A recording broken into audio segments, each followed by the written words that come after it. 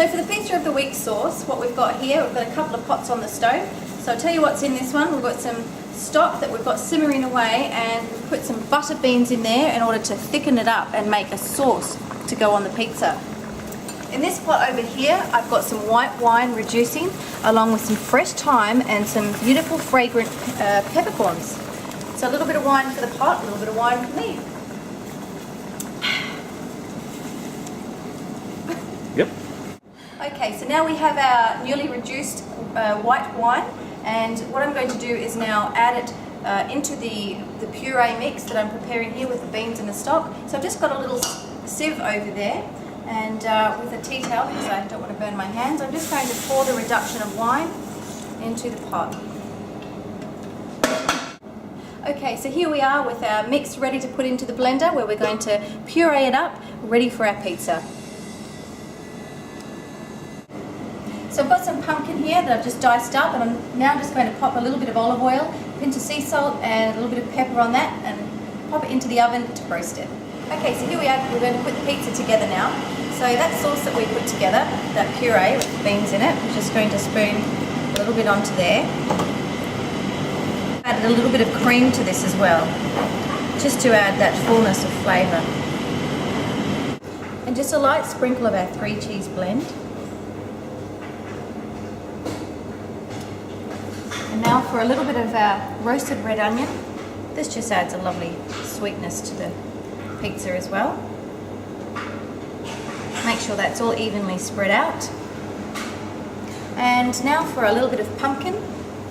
This is a pumpkin we roasted earlier. We've tossed in a little bit of olive oil and salt and pepper.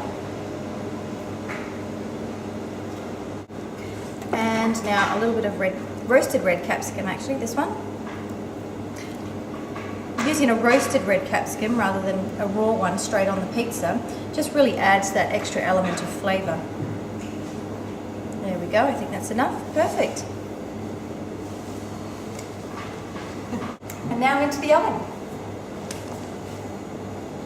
Okay, so keeping in theme with the pizzas of the week that we've been doing using exotic expensive cheeses, here we are with a beautiful one imported from Burgandy, France. Now this one is called Cendre Royale Nostaglie, and as I said, it's from France. And what's very interesting about this cheese is the fine layer of coal ash that's through the middle. Now if you can just see that there, if we can zoom in.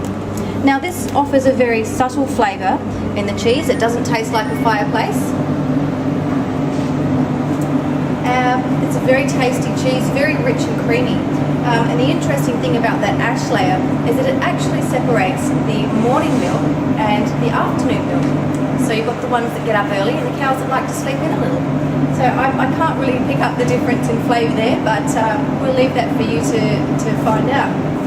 Okay, we've also got some pepitas here that we've just spiced a little, and we've dehydrated them just to get that little bit of crunch, so that we can add the extra crunch on the pizza. Okay. Okay, so we're just going to layer this beautiful cheese on now. So we don't want to cook it. The idea is to preserve that beautiful flavour and just pop it on and let it melt naturally into the pizza afterwards.